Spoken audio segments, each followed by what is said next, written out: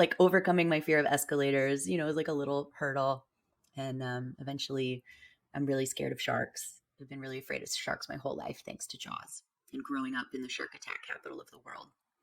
And a few years ago, I decided that I wanted to surf and I wanted to not be so scared of sharks. And so I looked at what kind of experiences you could have with them. And I found that you could swim with sharks without a cage.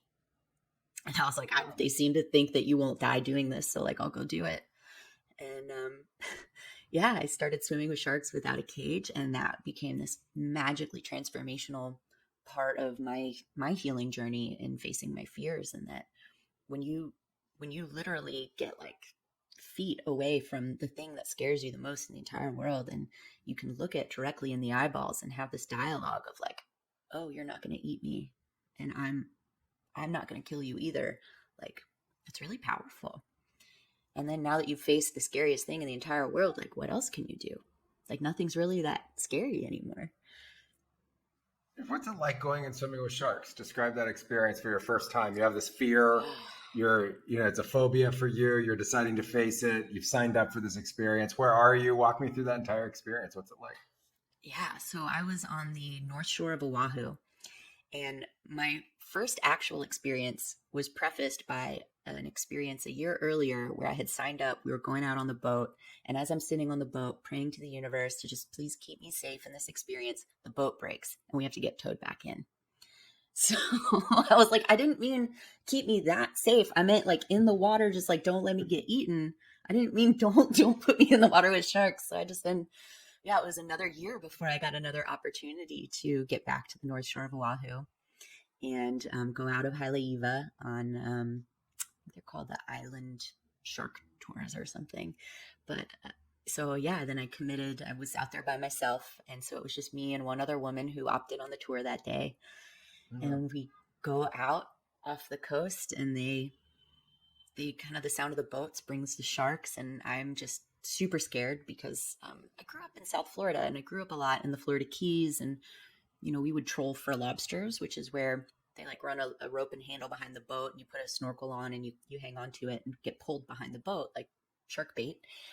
But you're looking for lobsters, and sometimes you see sharks, and so I kind of always saw them as a kid. But yeah, they have Galapagos sharks out there. I knew tiger sharks were a possibility.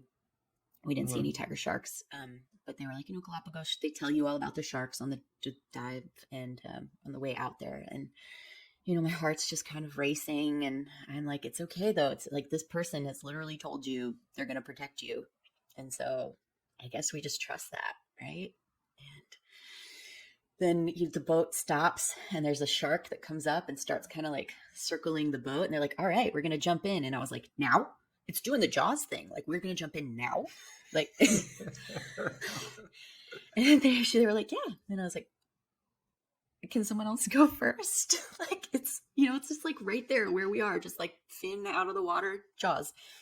And so we jump in, and the rules there are that you don't dive below the water to the sharks because that'll actually scare them off. And so we get in the water and we're swimming, and there's this one Galapagos shark, and it's probably like 5 feet long. And, they had told us it would come kind of close, and just don't touch it. Don't put your hands in front of your face. So I literally, I swam the entire time with I was holding my hands directly behind my back the entire time so that I wouldn't do anything with my hands that was stupid. And the shark would come by, and it would come. I mean, they are curious little sharks. They would come within like 2 feet of you. And it was just this. And so then another one came up as well. And so now you're in the water trying to not take your eye off of 2 sharks. And sometimes one's behind you, and that's really terrifying. And then a third shark came. So we only got 3 sharks that day, and that felt like a lot to watch. But as they would come by and cruise, a foot or 2 from your face, you're just looking, I would look them directly in the eyeballs, and it got so peaceful and so calm. Like there was something about mentally overriding that fear, which is something for me I call system override. And knowing that fear triggers worse things in the moment. And now to trigger good things, we have to tap into peace and calm and resolve. And I say we, that's like me and all the inner people inside my head. But yeah, then to tap into that and to have that just peace with them was so beautiful. And it started to occur to me how misunderstood sharks were and what beautiful creatures they were, and that they're not just vicious like I was led to believe, like with Jaws. And they really are just, they're almost like little dogs. Like, at least especially Galapagos sharks, like they're very curious, they're very friendly, and they would come right up to you. And at the end of the tour, they said, okay, if you want to swim under the water, now's the chance. And so I got a chance to swim down with them, and that, I love being underwater. Water is my happy place. And to get deep under that water where you're just completely in a different element, and holding your breath, so you're doing a little bit of breath work and having this moment with this majestic creature, it became absolutely profound. And I retired from being a professional wakeboarder in 2011. And this experience took place in 2016. And I realized I had always been searching for something else to kind of give me my kicks, as they call it, my adrenaline boosts. And I tried skydiving and I wasn't impressed. And as I got out of the water from this shark dive, then my adrenaline started pumping all through my body, and I'm just elated, all of this euphoria. And I was like, oh, this is it. This is that thing I've been searching for. And I thought I would start shark diving a lot more after that. I seem to get around to it like once a year. But amazing. Do you always go back to the same place, or do you go to other places? No, so far I haven't been to the same place twice. Oh. After that, I went to the Bahamas. Shout out to freediver Steph. She was my college roommate, and now she's this Instagram freediver and actually world record setting spearfisher. And she took me out on her boat, and we did a shark dive. And the first time I jumped in the water with her, there were upwards of 30 sharks in the water. Oh, wow. And I actually had a panic attack and freaked out. Walk me through this majestic, calm, amazing previous experience, and now 30 in the water. Then the panic attack comes. And then walk me through the panic attack and how you get to that happy, peaceful place again. Like, I think for the listeners, that's going to be important because it's the trigger and the resolution. So walk me through that. It's amazing. Yeah, so she again had said, I'll protect you in the water. And we were dealing that day with nurse sharks and reef sharks and in the Bahamas.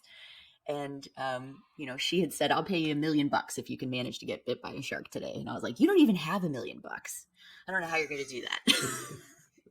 But a little girl ended up going with us who came with one of her friends. And so when we get in the water, Steph ends up swimming off with this 8-year-old girl and kind of leaving me behind. And as I jump in the water, I look around and there's more sharks than I can keep my eye on. And I am so scared. And I'm like sitting on the edge of where everybody is, just on the, sitting on like they're all circling around this bait that we dropped in the water.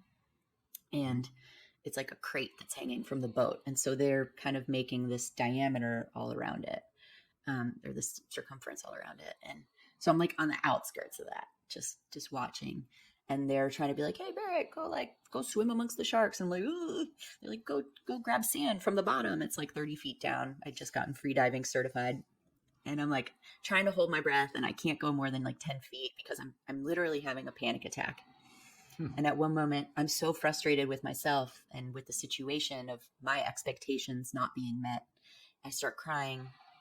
So now I'm in the water crying in my goggles and trying not to let them know that I'm having this full-blown meltdown. And so I kind of go even farther on the outskirts, and I'm swimming around, and I'm starting to have a conversation with myself about what's really going on here. And I was like, I had these expectations and they're not being met.